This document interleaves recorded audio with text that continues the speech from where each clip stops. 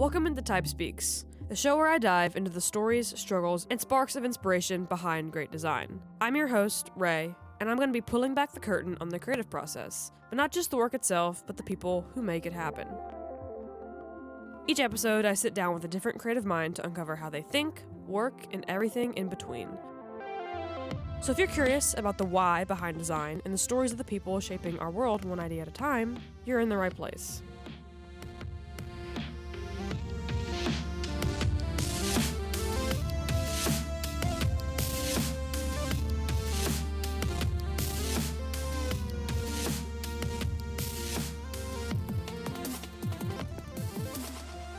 Hello, everybody, and welcome into the next episode of the wonderful podcast Type Speaks. I don't know why I called it wonderful just then, like I'm blazing on my own podcast, but we can say that. It is wonderful. Thank you. It is. This is episode 22, which is fun, because if I was not afraid of copyright, I could use the Taylor Swift song. But I am afraid of copyright, so I'm not going to use it, but like imagine that playing in the background of this episode. And that song. I don't have any idea what that song is. So. 22 by Taylor Swift? No. I'm feeling 22. Never heard it. That's I hate to break it to you. That is kind of crazy. Generational difference here. Do you know? Yes. Yeah, okay, I'm glad. Yeah, I do. I'm glad. It's okay. It's okay. You can look it up after, and maybe you'll be introduced to a really good song. But yeah, it's episode 22.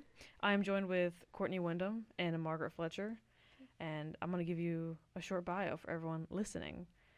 You, Courtney Windham, are an award-winning designer with 12 years of professional experience in teaching, because you're one of my professors, or you have been. Actually, I don't know if technically you have been my professor. You've been co-professing in a class I was in. That's right. Yeah. I don't know if you've been like directly my only professor. That's right. I haven't been. But I consider you my professor, so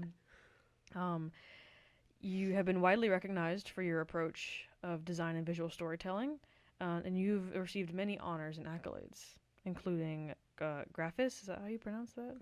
Graphis, Yeah. Creative Quarterly, Journal GDUSA Magazine, and the University and College Designers Association, Print, and more. And you, Margaret Fletcher, I don't know why I was so aggressive, I'm sorry. It's okay. You bring over 25 years of experience in design publishing as both an author and a designer. You have an extensive portfolio of publications spanning architecture, visual communication, and editorial design. You have worked with esteemed publishers such as Princeton University Press and the Princeton Architectural Press. And you're also a professor here, right? Mm-hmm. At Auburn? Yeah, architecture. Yes. I don't have you because I'm not in that program. Yeah, does those sound good? Is there anything y'all wanted to add to those bios? No, I mean, the only thing that I would probably add is just that how long we've worked together, maybe. Mm-hmm. Yeah. Because we started about the same time here, right? I started in 11. What year did you? I'm 12. 12. And so we got put on a lot of like dean college level committees together and that were about graphic design. So I think it was like website stuff and communications before we had communications department. And so we sort of figured out early on that our ideas aligned quite a bit just in those in that work. And so then we did, what's that grant we did? The president's interdisciplinary grant. Interdisciplinary grant. And so we got on that team together as Courtney was the graphic designer and I was the information designer. Yeah. And that would have been in like 2000 and... That was 2017. 2017? Yeah. Okay. All the way through. So we've worked together a very long time. So that would be sort of the other piece of that I might add. Yeah.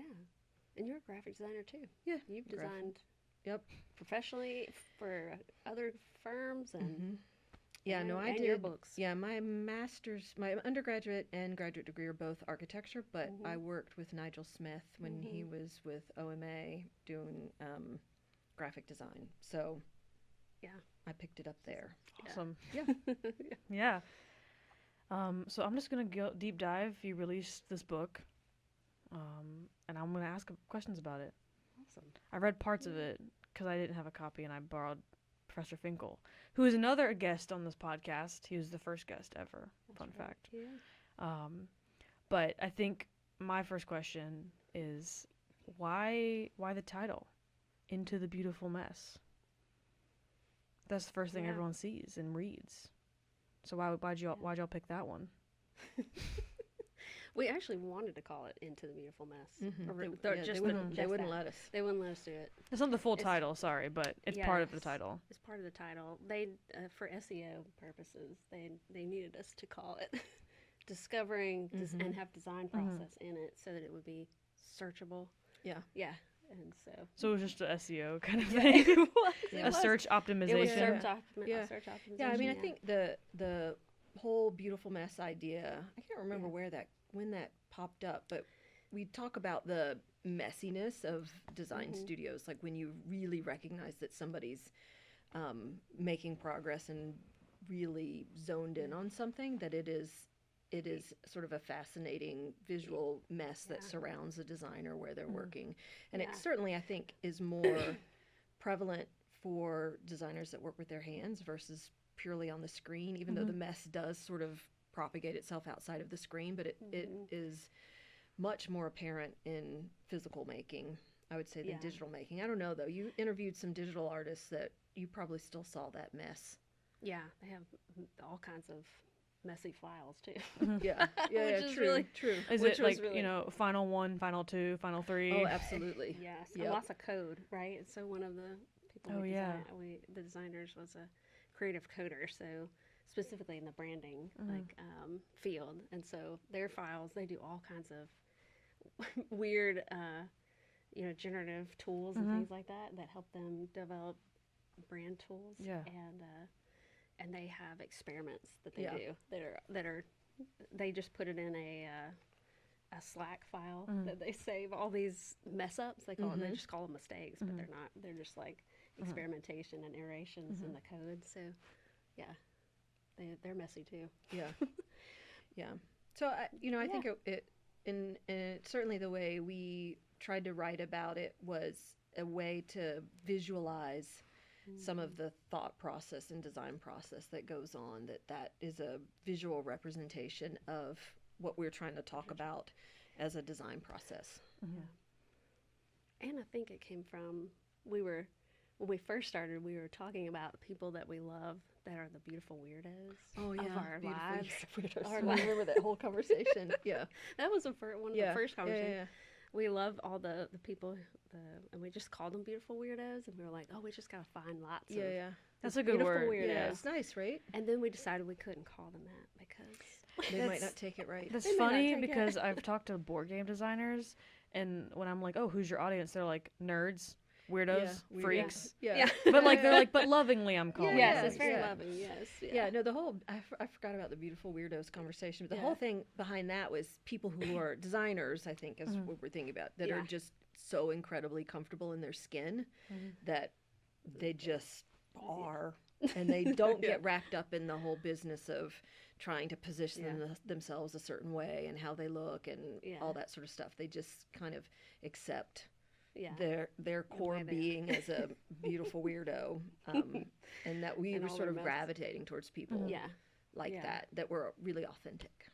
Yeah, I have a question about like the inspiration behind kind of creating and kind of digging into this type of research, and I'm assuming this is kind of why, kind of the inspiration behind what even started like wanting to make this book.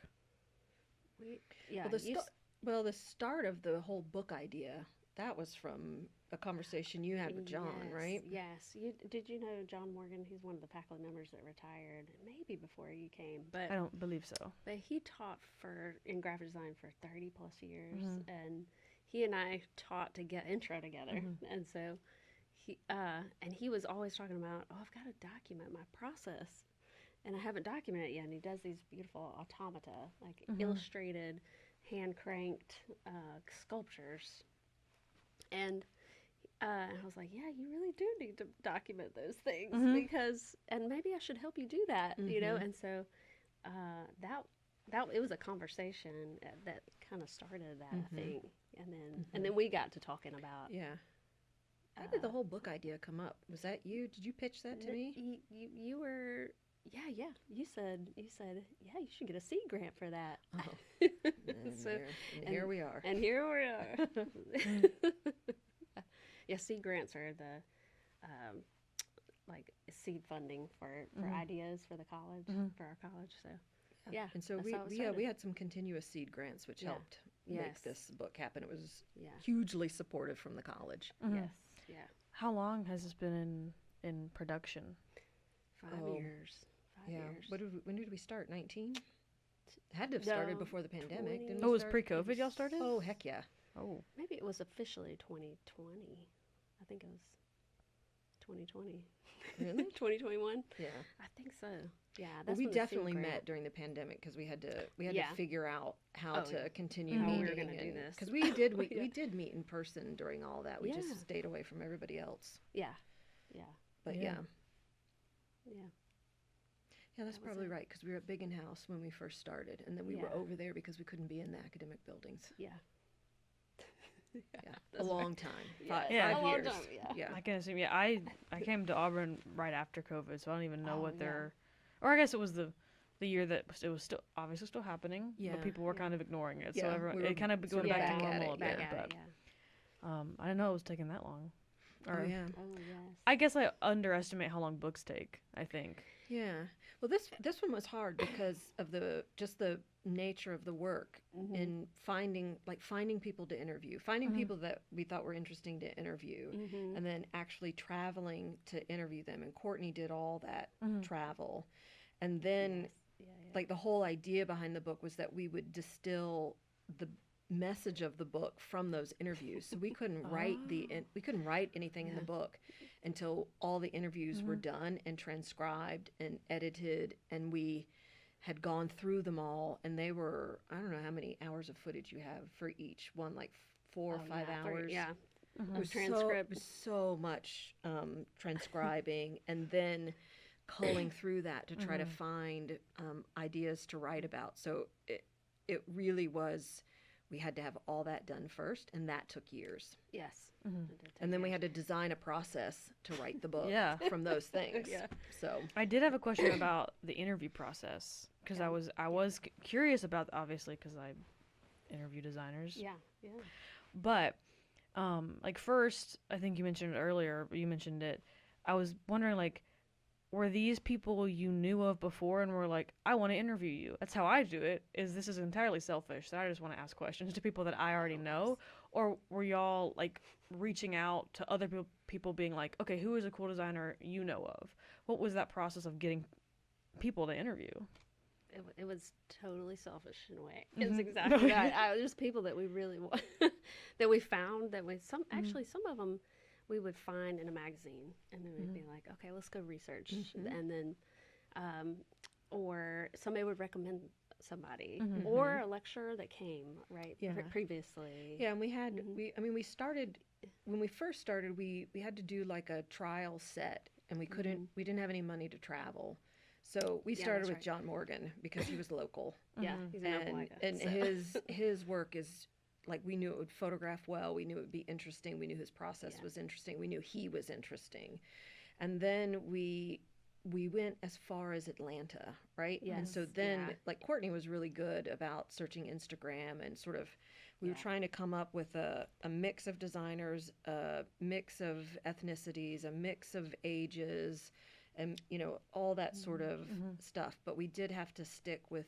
regional people first, and so we had Charlene Dunbar, she's a fashion designer, and then James Mabry, who's a former student of yours, right? No, I worked with him in Atlanta. For some reason I thought he was a former previously. student of yours. No, he was one of my colleagues in Colleagues. Atlanta. Mm-hmm. And then who else? Did we have Yo-Yo And then then? Yo-Yo, he's a mural Farrow, artist. muralist. Yeah, That was our core, that our was the first four. Yeah. And so as we sort of proved the concept of the interview process, we got more funding, and then we were looking at, I think at that point we had reached out to publishers, and they were a little critical of everybody being in the South. And first So they they wanted didn't like understand. international people, and we're like, yeah, we will never get the funding for that. But we did think, okay, we could do East Coast, West Coast, Texas, maybe something like that. And so then we started thinking about other locations, and I think the only one that I knew was Marshall Brown. Like Marshall was a classmate of mine in graduate school. Yes, He's an that's right. architect. Yeah, and he's lectured before And here. yeah. Right. Okay. No, he hasn't lectured hasn't here. come here? Marshall? No. No. He came here. No. Okay. Nope. never mind. But we. No, I'm I'm making kind that of, up. It's I'm kind funny, of like, living what- for the Making this interactions up. that are happening. It's funny that I'm like, I feel like he came before. You told me. No, Oh, okay, uh-uh. maybe not. Marshall. But- I don't think so. I don't think so. But we wanted to find people who are really open to sharing Mm-hmm. what they do and not kind of holding it close close, because yeah. as teachers we don't. I mean, we're all wide open Yeah. to our process, Yeah. and so we share every way that we make Mm-hmm. things, and so yeah, we needed people who are like really wanted to let us into their studio. Was that like a Sure. problem at all? Like, did you find anyone where you're like, I really want to know about your process, and they were like, no, it's secret. Everyone we No. talked to was just And we- totally open. Yeah. Yeah, but when you Yeah. were looking for articles that Yeah. they talked about process, Yes, or like I yeah. know Marshall is an instructor, Mm-hmm. and he is pretty open about his representation process, and his representation process has been really influential in architectural representation in general, and so I knew he'd be kind Yeah. of interested Yes, in talking yeah. about it, but there were quite a few people who were instructors. Mm-hmm. Like David Wolski was an instructor. I can't remember He's everybody. letterpress. Mhm. He's like, yeah. But we didn't get turned down by anyone. There's Yeah, like maybe nobody. one or two that we'd never heard back from, Yeah. but we didn't get turned We down. didn't turn- Like it's It's basically been my our experience is they just Yeah. don't email me back. yeah yeah. So- But it's basically But it- our yeah. our A list of Yeah, people we- that we wanted to interview actually agreed Maybe to it's do it. because I'm a student podcaster. That's why they don't answer me. And they answer you because you have a book. Well, they didn't No, all they answer. loved you. So I think everybody really, really wanted Yeah. to. Maybe I'll have to reach Share out it. to people in that book for this Yeah. show. yeah. Yeah. And they, anyone who, because a lot of them would document their process on Instagram too. So that made it. Yeah. It's kind of finding yeah. people who are already open. Yes. Yeah. For sure. Yeah. But then it was that mix. That mix was a challenge, like Yeah, it working was- on our sort of matrix of the mix we wanted. Product design, architecture, and we definitely wanted it to be interdisciplinary because Yeah. That was that's the how premise. it should be, Yeah, right? And that was yeah. the premise of the whole thing, I think. Yeah, well, we had publishers tell us, like our Yeah. whole idea was that we believed that we could find a thread of design process in all different kinds of designers. It didn't matter their profession. As long as they were designers, we could find things that overlapped. And we probably had 8 publishers tell us that was not true. Yeah. And so they turned us Rejected. down. Like Just we had rejected to be, yeah, they for just that. rejected us. Yeah. And we would always ask why, and it Yeah. was some of the rejections were with publishers I'd worked with before, and so I could have a really nice, frank conversation with them and be like, well, why? Yeah. They're like, well, that will never work. And so, we were set on proving those folks wrong, which I think that I think we we have did. done. So, yeah, it Yeah. was interesting because through that rejection process, which lasted a good year Yeah. of rejections, we were able to frame things in a way that we thought, okay, now this would actually work. Yes. So it was helpful getting rejected that many times. And Rutledge, the publisher, they could see the vision. I think. Yeah. They were open. Yeah, to they were on us board. trying it, and Yeah. it's an odd way to go about writing a book for sure. Yes. You don't normally approach a publisher with just a concept and maybe Right. tests. Yeah, You usually approach them with a chapter, yeah, and then they know Yeah. what you're talking about. But yeah, we Yeah. were. yeah. They were open. It was They nice. were open. It was really interesting. Yeah. Yeah. I haven't thought about the publishing world and design books. That's so interesting to me. Is like you have to be like, here, maybe here's- Oh yeah. this could be a book. Oh yeah. It That's was, exactly. That's what it exactly. was. In fact, It our was- first seed grant was Yeah. a grant to write proposals for publishers, and that Yeah. took a solid do. year. And do literature reviews. Yeah. Of all the other books about process. Yeah, To Oh, make yeah, sure we 'cause you weren't have to- doing the yeah. same thing. the same and, thing. and you have to prove that you're not doing the same thing as with other all books. this. Yeah. So And so, interesting. yeah. Yeah, and then it goes through a review process, so you get criticism back, sort of anonymous criticism back on your proposals. And we had this reviewer number 3 that We'll never forget we'll reviewer never number forget 3. reviewer number 3. I can't. I'm not going to read the quote because it's harsh. Like it was like really harsh, but Yeah. true. Mm-hmm. And so it was Yeah. like there were all these kind of things, it like wasn't all supportive. Like we would get responses and be like, ugh, we've got to pivot somehow. Yeah. And so that took years to get the framing right, where a publisher would kind of get in line, because we would get better with each submission we make to a publisher. Yeah. So cool. I don't know. I just hadn't heard about. I guess I don't know many author people also. So this is fun. But with the way you framed the book, I really, like, as I was reading the beginning, y'all talked about them as like case studies. Like each kind of designer was their own case study. I thought that kind of wording was interesting to use. So I kind of wanted to ask what was that decision to frame it like that instead of like an interview or any other way? I think we thought that the interviews, they were super interesting, but we felt like we needed to summarize them a little bit and sort of pull out from them very specific ideas and quotes and thoughts, and then just distill it down so that it would be a little more maybe approachable or something, or, you know, like because the raw interview is so raw that you would get lost, really. So we did the summaries, and they felt like really approachable, I think, and they're just still in the categories that we asked about. But I think in the beginning, like the first thing we sent out for review was the raw interviews. And that didn't go over well. Because I think in the beginning we thought we would just sort of edit the interviews. Because I think in the beginning we thought, that'll be a piece of cake. We'll just edit the interviews. Half the book is written. Easy, right? Like we got some criticism on that, we'll say, and then we're very used to criticism and rejection. By this time. So somewhere along the way, we got better at saying who the audience was, and that we wanted it to bridge an academic audience and a general readership. And so, you know, there are some chapters, some like heavily footnoted, really academic chapter in the beginning of the publication, and then there's a lot of writing that is intended for general readership. And so that was something we were aiming for with calling them case studies instead of interviews, was this distillation process, so that we could make would be easier to make associations between the different processes of the designers if we were able to pull out specific things that we thought were relating between the different designers.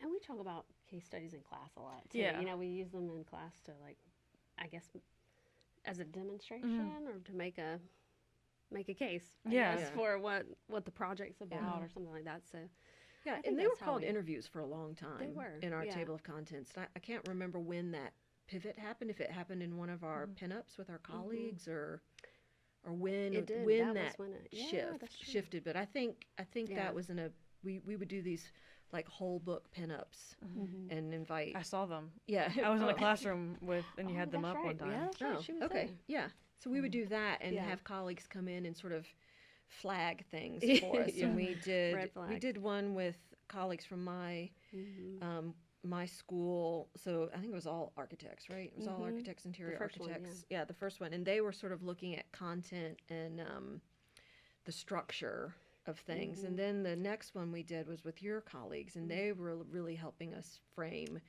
how the design would support the ideas we were trying to generate. It was an immensely helpful process. But I think the whole interview to case study thing happened in one of those. I can't quite remember, but I like it. It makes it like it feels more like researchy, which I like with those words, you know? Also, I mentioned something in that I didn't even have a question about, but now I do.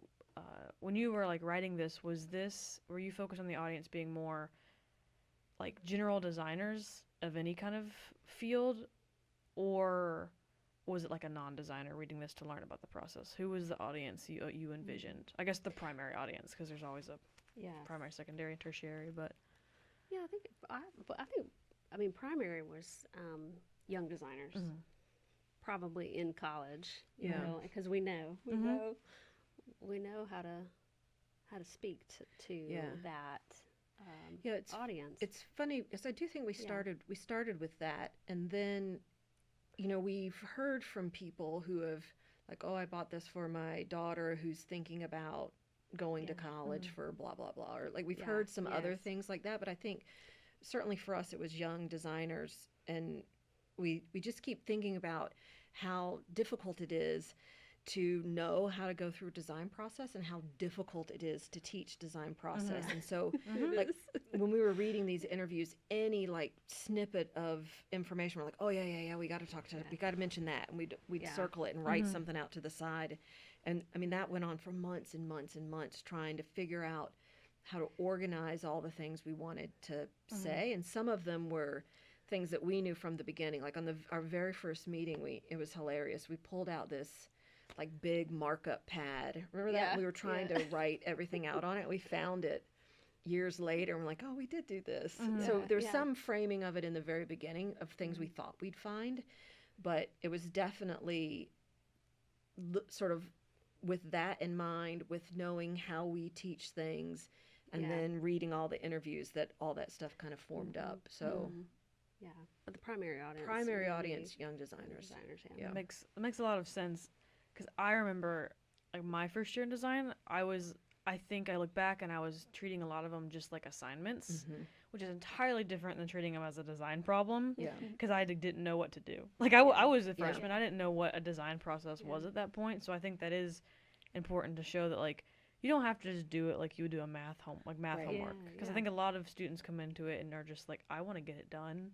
Yeah. But they don't understand that there's this whole way to get it done. That is not just getting it done. I don't know if that makes any sense. That the work is the process, not the final product. And we find it just flew in my head and flew right out. Oh, this sort of idea that there is a right answer, and they just want you to tell them what the right answer is, and that there are 1,000 correct pathways. Yeah, and you have a really specific vision and view of, like, you have so much experience, like you have different experience than we have, and so you just bring something life to the table. Experience, like your family life, your maybe you're an athlete, or maybe you're an artist, or but all that makes you uniquely you, and that's part of what you're trying to tap into when you're trying to understand your own design process. So this business of the right answer or just getting it done, it's like really frustrating when you're teaching young designers. Yeah, I look back and I have like a specific moment I remember in a class where like it switched for me, and I was like, wait. It's about iteration. Yeah, it's and when we see it happen. It is so remarkable when you see it happen. It's like you go home and you're like, I'm doing something. And on I remember when being you can't really mad at my professor, who I will not name, but is still my professor. And I remember being really mad during this project. I was like, why is he on my butt about this? Like this, I just want to get it done, but he keeps making me do different things. Yeah. And I look back and I'm like, no, it's better because I did the different things. But well, you're going to grad school now to teach, right? So I will be a TA. I do have a confirmed TA spot already. See, this is going to be awesome. Because I do want to teach. Yeah. And also I do teach young children already. I think I've talked about this. Yeah. I'm a art camp, counselor over the summers for young children, which is fun because people say that it's going to be different in college, but I have a hard time believing it will be that different. It's not that different. It's not like a negative on my age group. No, I'm being realistic. Yeah. No, but it's all the same thing. Like, something that you really want to share, and there are people in front of you who want to get it, and you've got to figure out how to move between those two extremes. Yeah.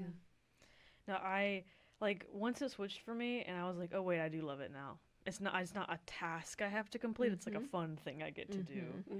And then I was like trying to teach the kids that it's fun to do the process, and they're like, okay, what? And I just want to paint a picture. Yeah. It's like, but like while you're painting the picture, like feel how you're painting the picture, and they don't understand that, which is okay. They're not quite there yet. I can be the hippie counselor that they don't understand, but they might get it later. That's all right. Right? Like you're remembering things from when you started, and you're like, oh yeah, now I get it. Yeah, they'll do the same thing. Yeah.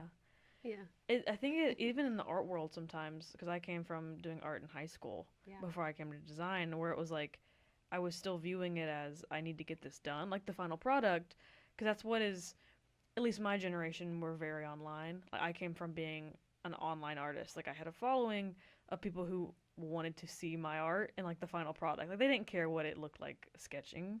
So like I was coming at things like I have to get it done and it has to be perfect done. And there's no other like reason to really work on how it gets done. But now I've kind of flipped almost entirely in how I view my projects, which is nice for my mental health, which is better than it was. I think I mentioned this in another episode where it's like coming through college, like I make better work with less stress and less time. Oh, that's nice. You know, which is probably the end goal for college is to do better things with less stress. But I wanted to ask. Obviously, this book is about finding that connection point between different designers and the processes. Was there anything that almost like shocked you about a connection point, or maybe something that wasn't there that you thought was there, or kind of any major like, whoa, everyone has the same pen, or everyone doesn't talk about using Adobe, or something like that, or Let's see. I don't know. There were a couple of instances, and you might remember what they are, but there are a couple of instances while we were going through things that we were saying like, oh, so-and-so said that too, or so-and-so, there were some things that, and I'm not going to have specifics right off the top of my head, but there were some things that were remarkably specific that multiple designers said. And then there were some funny things like talking about intuition that people kind of equally got kind of not quite right, which is where we were in the beginning. The way we talked about intuition in the beginning, we got nicked on that quite a bit in early reviews, that we weren't being specific enough about it. That we were just that it's a brain process, right? And it can be explained through neuroscience. And so we kept getting asked to explain it through neuroscience, and we were like, I don't know, I don't really want to do that. So you would like write down like this designer uses their intuition, and then publishers would be like, what does that mean? What does that mean? What is that? Yeah. And so we found it because it was interesting. It didn't ever occur to us that we would have to define that. We sort of thought, well, that's everybody knows what that is. It's intuitive. It's intuitive. Yes, we all sort of know what that is. And the designers all kind of talked about it in that same sort of level. And so when we kept getting dinged on that, I think, and sort of forced into this neuroscience research, I think we were surprised to kind of figure out more what was going on in your brain to make intuition an actual scientific process, not just this loose thing that we like to talk about. But that is the one thing I feel like everyone hit on. They did. They all talked about at some point they were tapping into this intuition about it. Yeah, they would let go of like their stranglehold on what they were trying to do and let themselves play in some ways, and that those were moments where they, like moments of real discovery in what they were trying to do. Everybody had some version of that. Which when we were sort of figuring all that out, we both talked about the fact that we don't actually teach much about play in our design courses, and I keep saying to myself, I'm going to do it. I haven't done it yet. But like I started doing it. You've started doing it? Yeah, I haven't started doing it yet. But like being really specific about what that freeing means. Experience is like. Because certainly for my students, they are trying to rationalize every decision that they make because they want to make sure it's correct. And they don't allow enough play to sort of be able to use their intuitive brain to discover things that their rational brain is never going to discover. I started creating workshops and things in class that will help do that. I need to do that. I'll start. It's been really interesting. I really like a good in-class workshop because I don't have to work on the main project. Me too. it's fun. Yeah. No, I've talked about fun, and I've heard that come up multiple times in designers when talking about their own processes on this show. Like, they sometimes want to have fun. And like, oh, I was just kind of just doing it. And seeing what would happen. Messing around. Like, I'm guessing those are all things people said, or just like... They all had some version of that. We're just doing. Just make something. Just make something. What also was interesting is was it only you that traveled to the spaces? That was my deal. I said, I'm not traveling. Oh, you didn't want to travel? I didn't want with to. me. Yeah, because remember in the beginning, you were like, you can do this one and you can do that one. And then I called you and I tried to quit the whole thing. Oh, yeah, she did try to quit at some point. I tried to quit a couple of times. None of them were successful. I didn't let But her it was quit. always something that I didn't want to do. But I didn't want to like completely admit that I didn't want to do it. And so I finally was just like, okay, well, I don't want to travel any. And I don't remember why. I just didn't want to. You just. It caused me some sort of stress that I wasn't into. Yeah. And you really loved it. And so Yeah, I was it like, was well, this is super fun. perfect. Where's the farthest you went, would you say? Went to San Francisco and San Jose, and they're right near each other, so that's not. But that's the far, farthest. Yeah. I was interested because you got to see all their like real spaces, Mm-hmm. and that's what I love. I loved like to see people's like desks and photos. Yep. As a messy worker of my own desk, Yeah. I love seeing like the spaces in which people design in. I think this says a lot about their practice. Yeah. So like, what was that like? And like, I almost in my head I'm imagining, were you able to like connect things in their space with what they were saying? Yes, you can see their personality in that space too, right? It's really, some were very clean, right? Because they had a pretty small space, or some it was just everywhere. And it was, they still had a small space, but it was just all their work was everywhere. But yeah, it was really a privilege to like kind of get behind the scenes and like see who's maybe what personality they were, even just from their space too. And some have lots of plants and some don't. And it's just and some were super professional and in their in the way they presented the work that they had. But yeah, it was just that was my favorite part. It was just get to kind of figure out how to ease them into it and let me in, and then kind of get into their space and talk with them in a way that they felt comfortable too. So it was a learning experience for me for sure. The Telfif's one was with Marshall. He's the architect that we're talking about. But after about 3 hours of talking, he smiled. And it was awesome. Yeah. We got one picture. Yeah. He's a pretty serious character. He's very good. Yeah. But yeah, it was interesting because Courtney would come back, and the first thing I would get is the recording. Because we had, Rob Culpepper was our photographer, and so I wouldn't see, so I would have no visual of what had happened. Sometimes you'd have a couple of things on your phone, you'd be like, oh, this was cool, look at this, but I would listen to the interviews and try to figure out what they were pointing to or talking about and envisioning, and I'm making notes on as I'm transcribing and reading through things, and then the photography would come in and that layering. So it was funny because Courtney got absorbed, like she was immersed in it, and I got it in these weird little layers. So I think that was probably good because we both approached the content slightly differently, and so it made me hyper focused on words, and I think you were pretty focused on imagery because that was core to your memory of it, but I didn't have that, so I was hyper focused on words.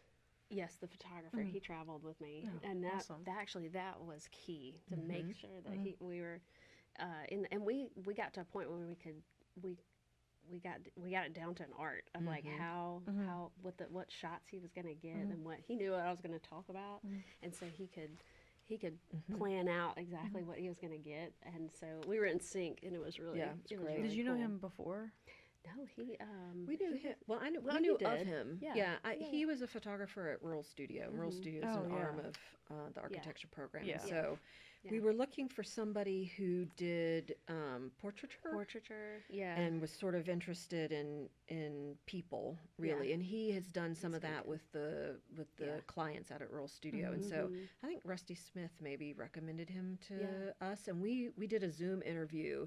And we were like, yeah, that's perfect. That's going to work. Use it. Yeah.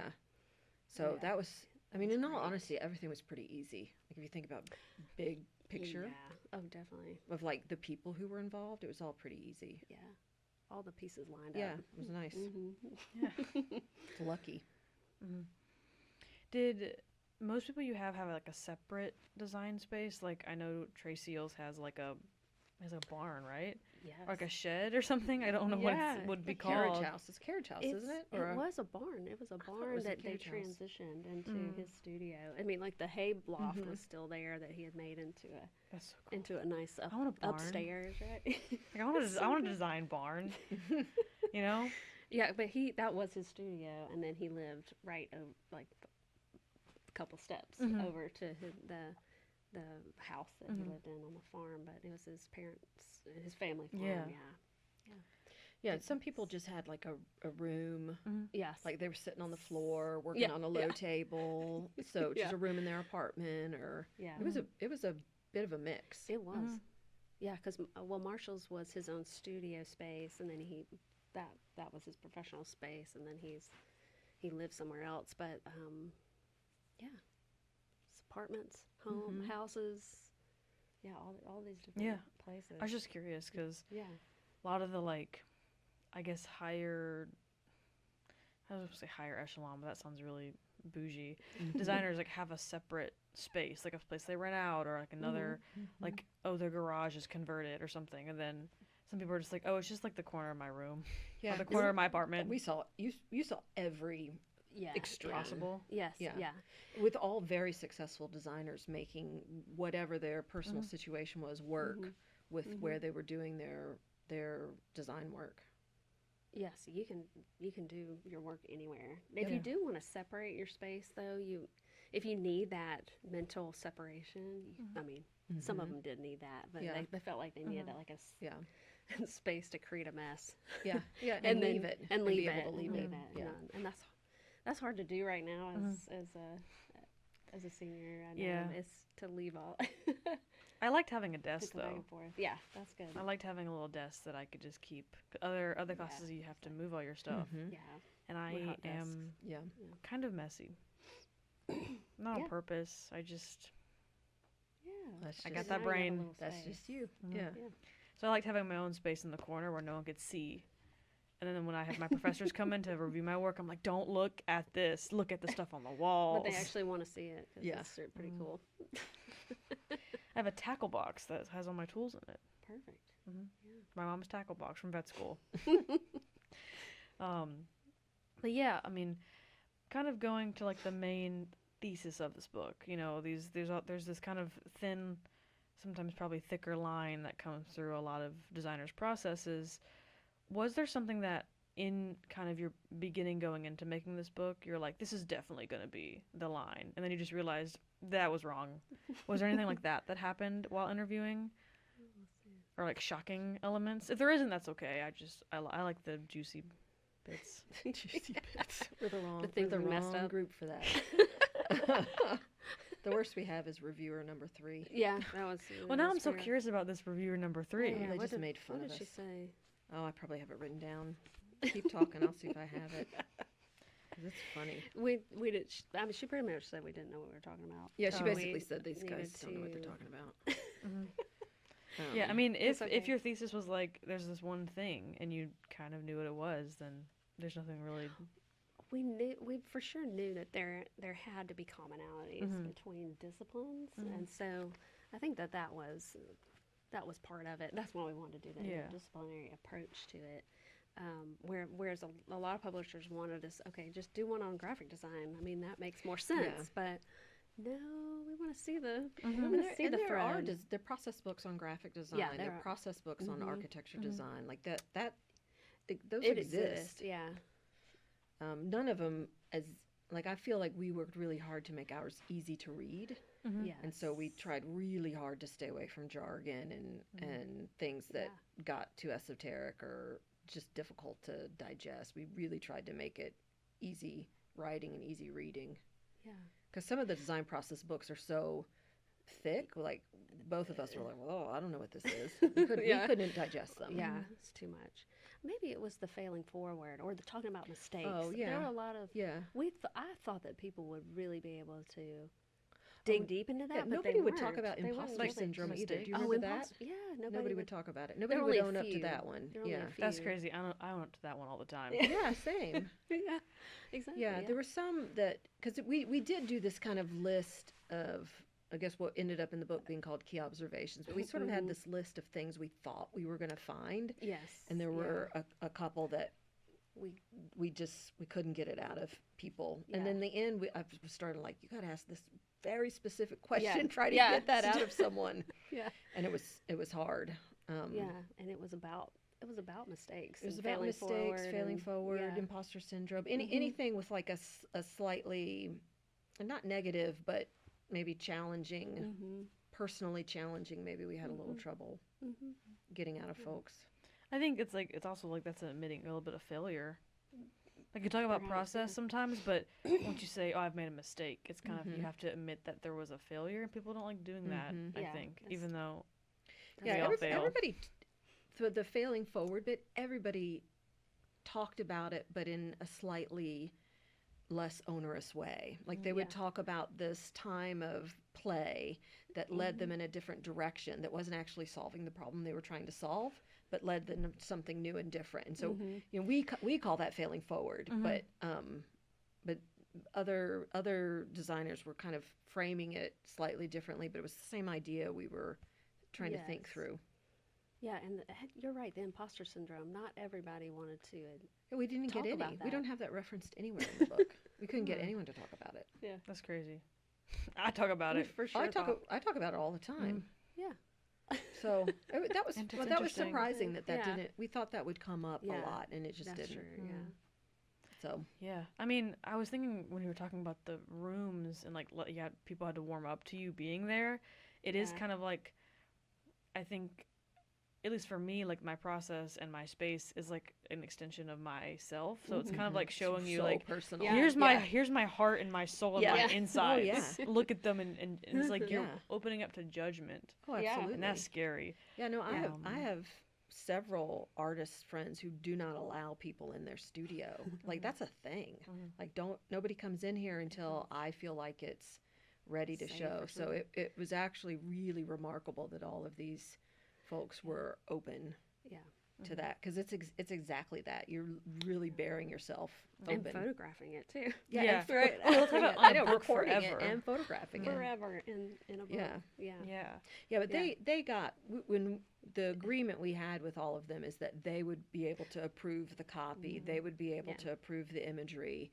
If they said anything they didn't want written, we would strike it. And we were really good and faithful about that with all of them. So they approved everything that went out. Yes. Yeah. See, now I'm failing forward, trying to figure out like a transition question or a next question. Oh yeah, I wanted to ask about the design process of the book itself. Okay. Obviously, because you're both designers and you have this one book you're making. So like, where was that starting point? Because obviously, were you working with kind of an idea of what it would look like when you were working on the copy, or was that completely after you had the copy? Oh, it was simultaneous. I think so. Or both? Yeah. We did have, because of the proposal, we had to pitch the concept, and so we did have to do some layouts to kind of figure out the grid and how to organize that, but then it just evolved from there. Yeah, and Courtney took the lead on graphic design. I mean, I think the way that we've worked in the past with Courtney as a graphic designer and me as an information designer, we just sort of naturally fall back into those kinds of roles. And it worked because Courtney can put graphic things in front of me, and I can give feedback, and I can sort of think about structure things, and Courtney, it just worked really well because we sort of both know what each other does, and we both kind of do both things, but we were really distinct about it, that Courtney was the graphic designer on this. So it was like a collaboration with a lead on things like the graphics, I would say. That's fair, right? Yeah. You mentioned like information design, and I feel like a lot of I always say like a lot of students don't know this because I didn't, but or even if people don't understand the importance of like laying out the book to be read. Like you can't just write it one way and it'd be perfect to read. Like you have to design that interaction with people. So like what was that process like of getting all of these chunks of like interviews and then having to find the through line and having to write like an afterword or all these other things. Like, what was that like as designers almost? Yeah, it was a lot. No, yeah, it did. But I think what we found out in the end was, well, we mostly started with the interviews, so figuring out what's the experience of trying to read this interview as a case study, but more of a summary, and how do you connect that back to the key observations and how those things reference back and forth. That was really that became really important. Yeah. And then so that it can be read from beginning to end, but it's actually more fun to read jumping around. And so we figured that out. It's designs that you could jump around. More of like a and get. reference book almost. Yeah. And then we have at the end of every case study even more of a summary that's kind of takeaways that has questions at the end that you can ask yourself and then fill that out. And I forgot to tell you, I have students doing it now. Oh, you do? Reading it Nice. and reading the interviews and answering the questions. Oh, nice. And the answers are amazing. Yeah? It's so fantastic. Oh, cool. I'll That's have cool. to share that. I mean, it's a workbook. and it worked. Yeah. It worked. It was Yeah, so, it was like that, or figuring out how to organize that, that all came about through working through the material. And we had this really archaic process where we printed the transcripts and we made Printing them. Oh no, it gets much worse. You're going to be horrified by this, but this is how we did it. We printed everything. I mean, thousands of sheets of paper. Any idea that was interesting, we highlighted it, and we wrote a note in the margin that was a topic that we thought we could write about. So we might write in the margin inspiration or influences or something like that. So we did that for all of the interviews, and then we went back and we cut those things apart, like literally physically cut it apart. And so we would have I don't know, we had thousands of these strips of paper that we had to have each interviewee's name on it. Like, it was this huge categorization system. And then we came up with similar topic piles that we could kind of put those in so that we could begin to see where alignments were happening and how we could focus a narrative around that topic based on what the interviewees had actually said. And so it was a crazy, like, real analog process, because we would it's insane. We would have never we could have done it. Very interesting. Yeah, we couldn't have done it digitally. It just was not possible. Words. It was word collages. And then the interesting thing is that we were working over at our research park, which is the collaborative space for our college, but we had all of these sheets taped up with words and notes, and then we saw some other offices. And we're like, they have cut apart something and taped it back up together on the wall. It's like, do you remember when we saw that in one of the designers' offices? We're like, oh, we have a good influence. We have a good influence there too. Crazy. They see what we're doing and think it might be helpful. But it was, I don't know how many sheets of papers. Then we had to number, and then we had to write summaries of everything we numbered, and then we had to throw things out that wouldn't fit. I mean, it was bananas. So that's how we did that. Okay. But it was about, we wanted to create an experience where we could cross-reference and there was all of that back and forth. Yeah, in order to cross-reference it, we had to do it by hand. Do it by hand. Yeah. That's kind of incredible. I kind of love that. I do love that. I don't kind of love it. Yeah. Yeah, so we have this crazy notebook that maybe I have it. I don't know where it is, but it has these topics, and then it has these pasted up sheets that have all these notes on it with, like, we cut it or the person's number and then you can reference that to some other numbered thing that we wrote about, and that was the tool we used to do all of the cross-referencing in the book, which is heavily cross-referenced. Yeah. That's so interesting. Yeah. Kind of to end us out, is there any key takeaways you want the readers to kind of come through with this book?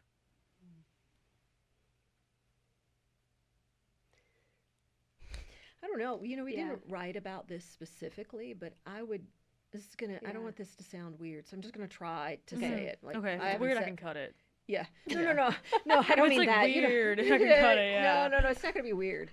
But it's sort of like with all the instructions we gave and the key observations, a lot of it had to do with sort of relaxing.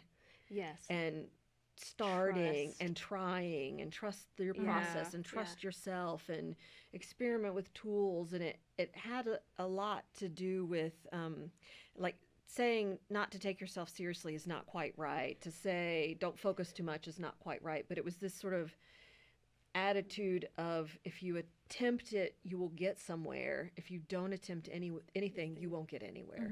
And so it's the act of the process is how you're going to learn about process. But you have to start it without knowing it in order to get somewhere. So it's like you have to be really, really comfortable being really uncomfortable, and you got to get really used to that over and over and over again. Yes. Yeah. And I think for our students, it's like, you know, I know that project deadlines are coming. Yeah. But there is so much value in continue to experiment, even up to even to the final, because that's actually what I'm looking for anyway. That's what I want to see. I don't know if like this perfect thing is exactly what we need right there. We just need to like find a way to figure out your process, because that's the valuable thing coming out of school, I think, knowing how you make things and how that's unique to you and what you bring to the table when you work in a professional environment. Hey, thanks for listening to Type Speaks. Hope you had a good time, because I sure did. But unfortunately, the episode is over. But don't worry, you can check us out in other places. Be sure to follow the show to listen to every new episode or listen back to some old ones. Check us out on Instagram at TypeSpeaksPod. And remember, always keep creating and always stay curious. I'll see you next time. I've been Ray.